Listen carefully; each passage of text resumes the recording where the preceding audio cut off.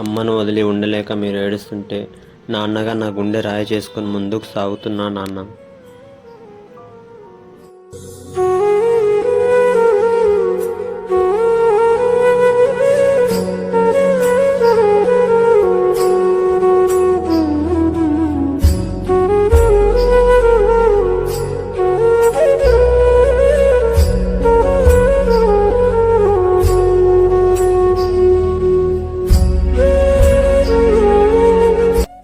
ఈసారి మా పిల్లలిద్దరు ఏడవకుండా హ్యాపీగా హాస్టల్కి వెళ్తున్నారని హ్యాపీగా ఫీల్ అయ్యానండి. కానీ చివరి నిమిషంలో మా చిన్నబాబు అయితే ఏడ్చేసాడండి. చాలా బాధగా అనిపించింది. మీరు కూడా చూశారు కదా.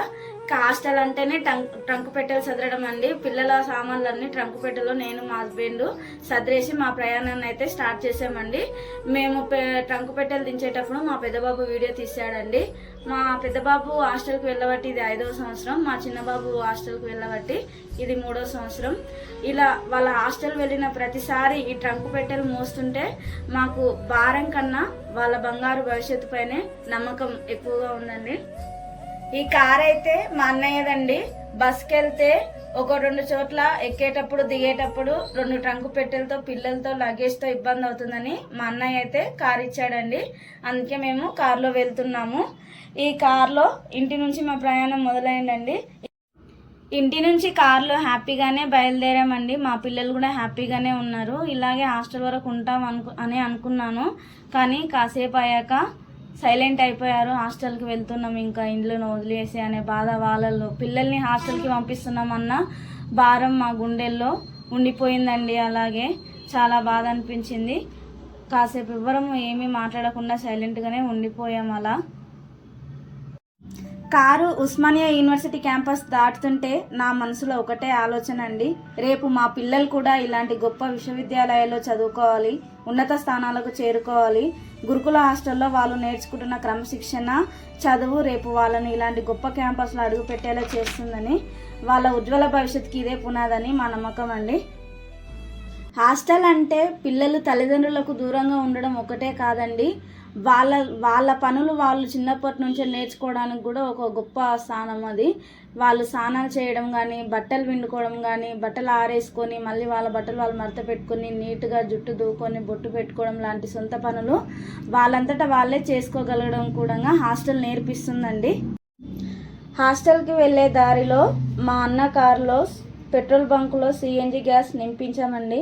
పిల్లల ప్రయాణానికి తోడుగా నిలిచిన మా అన్నయ్యకు థ్యాంక్స్ చెప్పుకుంటూ మా ఈ ప్రయాణాన్ని సిఎన్జి నింపించిన తర్వాత ముందుకు కొనసాగించామండి. ఓఆర్ఆర్ రింగ్ రోడ్ వచ్చేసిందండి. ఇంకా ఇది దాటితే కీసరా తర్వాత బోగారం హాస్టల్ దగ్గర వచ్చేసిందని గుండెల్లో గుబులు అయితే మొదలైంది.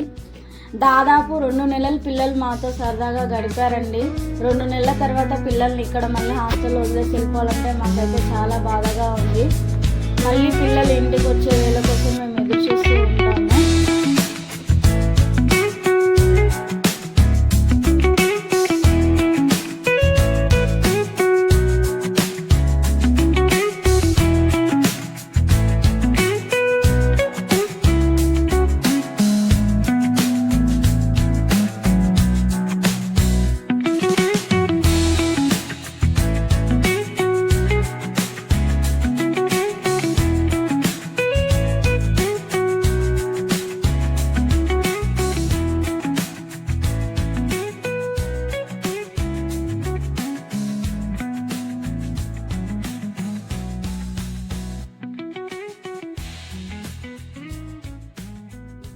ఇదేనండి భోగారం విలేజ్.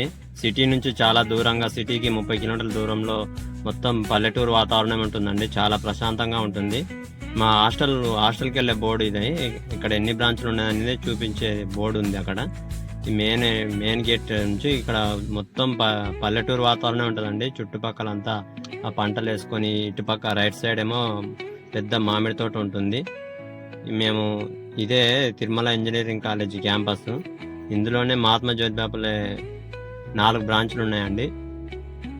ఒకటి మేడ్చల్ బ్రాంచు, ఇంకొకటి ఖైరతాబాదు, ఇంకొకటి Amberpet, last year Sanath Nagar branch ఇందులో యాడ్ చేశారండి. చాలా పెద్దగా చాలా ప్రశాంతంగా ఉంటుందండి. మొత్తం చుట్టూ ఈ క్యాంపస్ పక్కపోటి మొత్తం గుట్టలే ఉంటాయండి. చాలా ప్రశాంతంగా ఉంటుంది. ఈ పిల్లలకు ఎలాంటి డిస్టర్బెన్స్ లేకుండా చదువుకోవడానికి చాలా మంచి ప్రదేశం అండి. చూడండి,